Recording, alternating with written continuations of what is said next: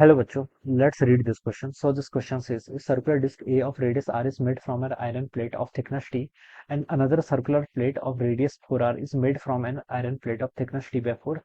The relation between moment of inertia IA and IB. IA and IB के बीच में आपको क्या बताना है यहाँ पर रिलेशन बताना है, ठीक है। तो चलिए बच्चों इस क्वेश्चन को स्टार्ट करते हैं।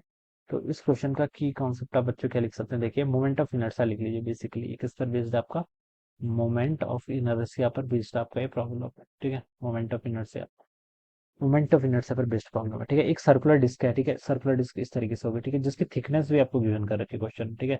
इस पोर्शन से पहले वाले की थिकनेस मान लीजिए आपकी टी के इक्वल है, ठीक है। और इसकी रेडियस कितनी है, देखिए इसकी रेडियस आपकी आर के इक्वल है, ठीक है। This is my metal plate से बनाई है, ठीक है। तो इसकी डेंसिटी तो सेम, ठीक है। ये ए प्लेट है, दूसरी की रेडियस 4r दे रखी है और थिकनेस टी बाई 4 दे रखी है। तो relation between moment of inertia देखिए हम कैसे डिफाइन करते हैं। डिस्क का मोमेंट ऑफ इनर्शिया होता है, मान लीजिए डिस्क का मास m है, रेडियस r है, तो उसका moment of inertia mr square by 2 के इक्वल होता है, ठीक है।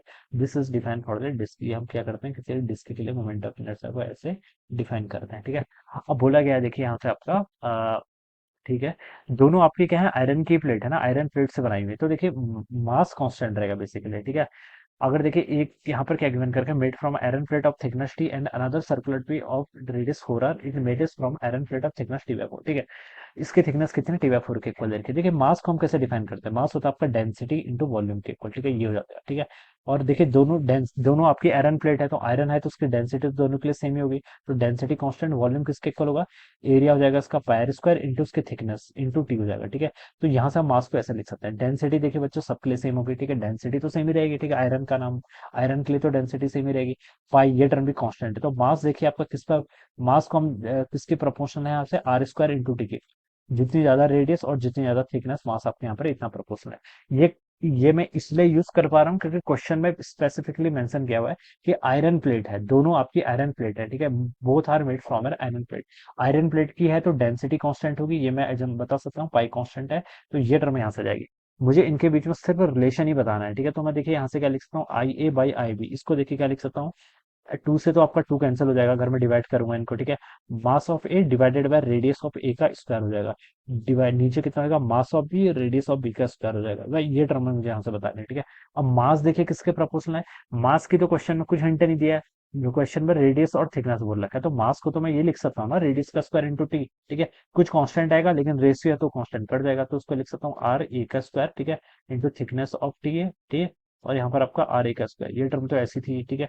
डिवाइडेड बाई एम बी को क्या लिख सकता हूँ, रेडियस ऑफ बी का स्क्वायर टाइम्स आपका थिकनेस ऑफ बी।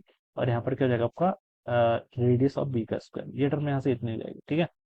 अब बस इसको सॉल्व कर लीजिए। ऊपर क्या हो गया आपका, R A divided by R B की पावर कितना हो जाएगा यहाँ से आपका 4 हो जाएगा, टाइम्स आपका T A divided by T B. बस इनका देखिए वैल्यूज आपको गिवन की हुई है, ठीक है।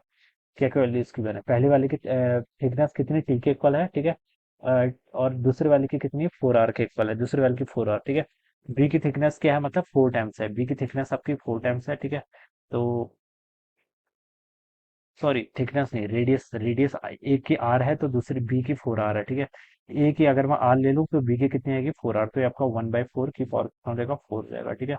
इंटू थिकनेस, थिकनेस बता रखा है कि ए की थिकनेस टी है तो बी की टी/4 है, ए की टी है तो बी की टी/4, तो ये भी आपका ऊपर आ जाएगा, ठीक है, ऐसे हो जाएगा, ठीक है।